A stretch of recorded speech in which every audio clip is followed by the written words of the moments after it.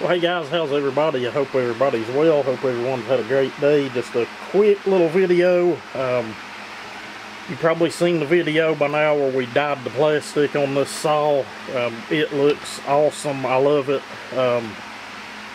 Been spending the evening dialing it in, figuring out what it wants. I ended up just pulling the bar and chain off of that other saw and putting 325 on it.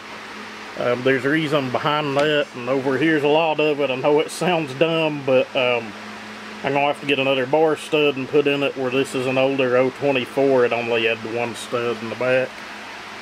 Realistically, this saw probably came with a 16-inch bar. May sound crazy, but it was causing all kinds of issues with the big bar and the, you know, full-blown 3/8 big chain. Again, sounds crazy, but took me a little bit to figure out what in the hell was going on. But it pulls like a train. Probably the strongest one of these saws I've built. I've got a little bit of video here. I made a few cuts at the end of it. What little bit of the log was left fell out of the stand, and it stretched the shit out of that chain. No joke. I came back in here and it was, I could probably put 2 fingers under it, but first cut on it was a little rich. I leaned it out a little bit and just threw it in the wood and let it eat, and it's going to be a good sound build. I don't think nothing's going to happen because I've kind of tortured the shit out of this little saw this evening.